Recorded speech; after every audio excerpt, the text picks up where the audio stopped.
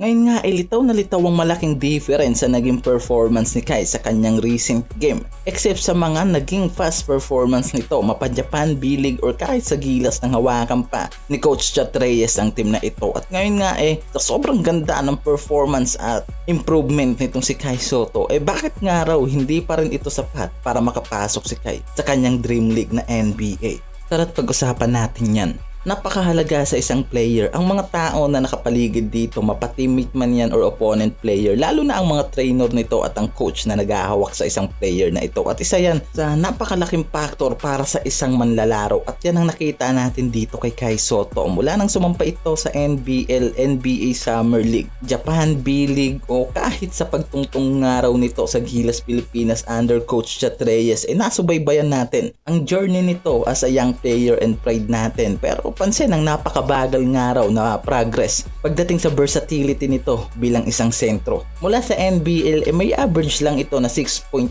points per game at 51% field goal at may 4.5 rebound. Sa paglalaro nito sa Adelaida 36ers, masyadong mababa bilang isang sentro ng team, at sa naging performance naman nito last Summer League nag-average lang ito ng 6 points and 4 rebounds, sinabayan pa ng 3 blocks sa naging first debut nito sa NBA Summer League. Kaya di nakakapagtaka na ma-undraft nga raw ito, although naman ang sumalang nga ito sa Japan B-League, dito nga mas naging maayos ang karera nito bilang isang sentro. Paano ba naman hawak niya ang height advantage sa liga ng Japan B-League, at dito mas naging breathtaking ang execution nito bilang sentro.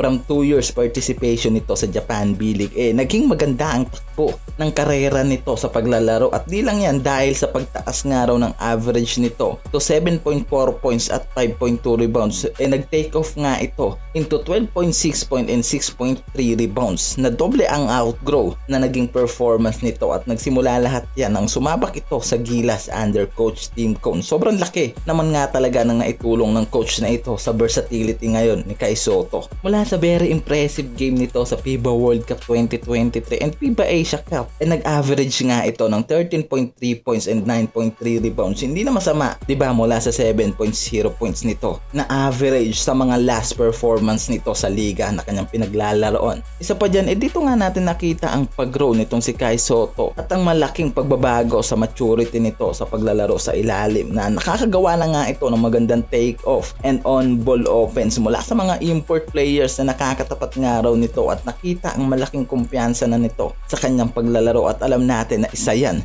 sa malaking factor sa paglalaro, ang kumpiyansa.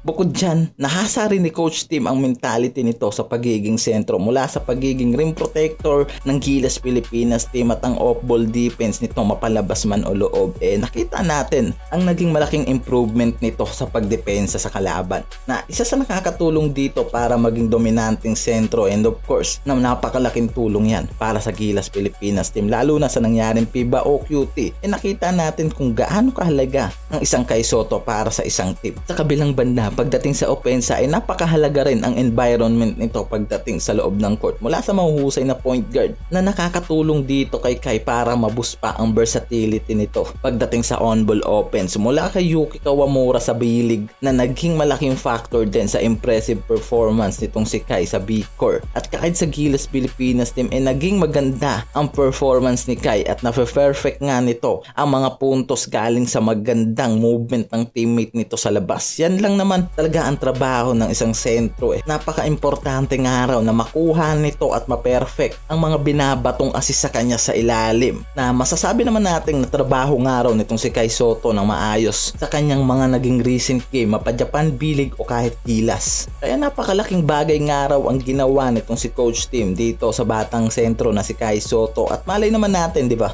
tapos na ang pag-aantay nito sa kanyang dream league na NBA.